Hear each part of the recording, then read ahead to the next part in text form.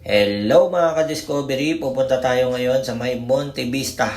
Dito yan sa may Paenaan, Barangay Pinugay, Baras, Rizal. Papakita ko sa inyo yung bagong bukas ng Santa Lucia Developers na mga lupa na binibenta dito sa may Paenaan, Barangay Pinugay, Baras, Rizal. Bali ito yung nandito tayo ngayon sa may Paenaan dito sa Marilaki Highway. Sa may bandang kaliwa ay papasok tayo dyan. Kitang-kita nyo naman na nasa gilid lang siya ng mismo ng National Highway, kaya napakaganda. Ito yung inaalok namin na bagong bukas para sa mga investor, sa mga gustong bumili ng lupa dito sa Baras, Rizal. Malapit sa highway yan. Ito, kakaliwa lang tayo dito at papasok tayo. Mapapansin niyo mayroon ng gawa na yung pinakakalsada niya. Bagong open to sa inopen na to ng Santa Lucia Developers para ialok sa mga tao na gustong mag-invest sa lupa. Bali una-unahan to kasi ngayon lang nila to inopen. Ngayon, kontakin nyo lang po kami dito sa contact number namin at sa aking page. At sasamahan namin kayong umikot dito at sa opisina ng mismong Santa Lucia Developers. Mga ka-discovery, samahan nyo ako at ikutin natin yung loob nito. Let's go!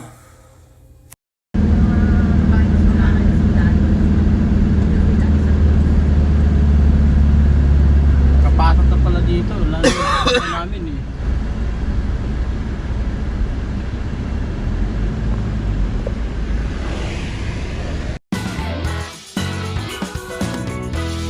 Welcome to my channel. Mga ka-discovery, ito yung ating yung Monte Vista. Monte Vista ito sa Pahinaan, Baras, Rizal. Ito yung ongoing na tinatayong subdivision dito. At napakaganda ng lugar dahil katabi siya ng AFP and PNP housing. Active and retired na mga AFP and PNP natin katabi. Kaya napaka-safe dito sa lugar na to. Mga ka-discovery, mayroon ng kalsada, may bakod na doon. Una-unahan dito kasi pagbubukas lang na itong itong ng Santa Lucia Developers, itong lugar na to dito sa Baras, Pahinaan. Napaka-strategical dahil yung lugar na to ay ayun, yung kaninang dinaanan natin ay Marilaki Highway. Napaka accessible sa lahat dahil in the future ay abot dito yung LRT.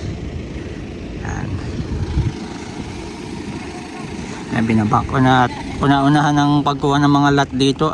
I-message nyo na lang ako dito sa sa channel natin kung gusto nyo kumuha at i-assist namin kayo para makapagpa-reserve kayo sa sa lugar na to.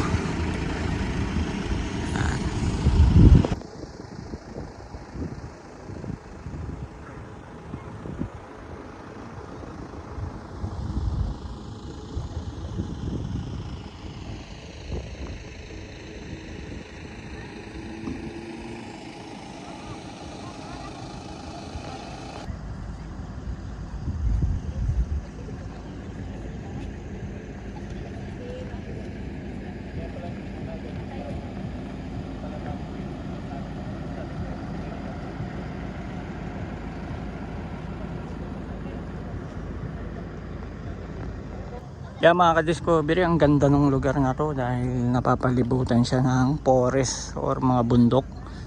Kaya sa mga kukuha dito ay i-message nyo lang kami para ma-assist namin kayo dahil maaaring una-unahan ng pagkuha dito dahil mabilis masosold out to tingin ko kasi itong lugar na to ay napakalapit sa Marilaki Highway, sa mismong highway.